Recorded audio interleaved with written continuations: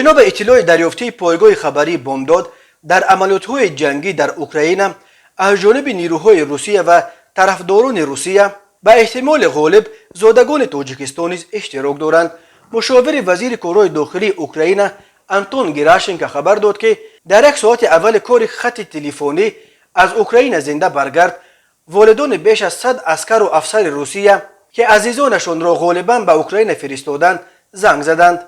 طرحی از اوکراین برگرد از سوی مقامات وزارت مدافع اوکراین تشکیل شده به تعبیر گراشنکو یک طرح جنگ اطلاعاتی و روانی است و توسط والدان سربازان را متقاعد می‌کنند تا به ضد جنگ با اوکراین صدا بلند کنند.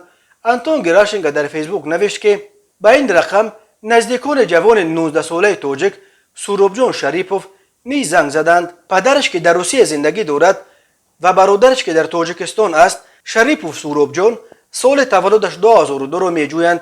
او به حیث سرباز قراردادی از 9 سپتامبر سال 2021 در قسم حربی واقع در شهر کلینینیتس ولایت مسکو خدمت میکرد، ولی خویشاوندانش میدانند که او را کجا بردند. به علاقه نمیبراید. خویشاوندانش میخواهند او را برگردانند، نوشته است انتون گراشنکو. طی سال آخر تقریبا 780,000 نفر از زادگان تاجیکستان و بسیاری ها همراه با فرزندان خود شهروندی روسیه را پذیرفتند و حالا صدها تن از فرزندان تاجیک‌ها شهروند روسیه شده در ارتش این کشور خدمت میکنند. یقینا برخی آنها می توانستند به عملیات حربی مخصوص در اوکراین جلب کنند. در همین حال تیک توکر مقیم شهر سوچی روسیه ارسن پگاسیان که با تخلص سوچنسک بندید ویدیو نشر میکند، در ویدیوی نوش خبر داد که در سوچی مردم را برای فرستادن به جنگ اوکراین روی خط کرده ایستادند.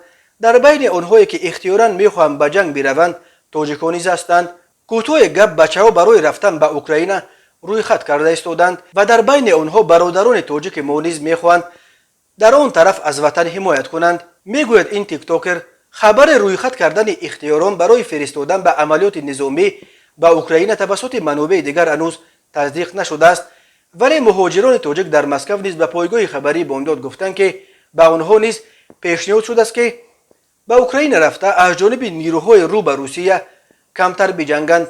یکی از این مهاجران گفت ما شنیدیم که یک سازمان در منطقه اسکوی مترو تیوپلستان کارگران را برای کار گرفته ایستاده است. من هم آنجا رفتم و من پیشنهاد کردند که برای 2 هفته برای اجرای وظیفه‌های مخصوصی حربی به اوکراین بروم. 100,000 روبل وعده هم دادند. آنهایی را میگرفتند که خدمت حربی کردند و بلیط حربی دارند. من درستی از رفتن ترسیدم و نامنویس نکردم، ولی در آنجا مهاجران دیگر هم بودند و نه فقط تاجیک‌ها، از ازبکستان، قرقیزستان و قفقاز هم بودند.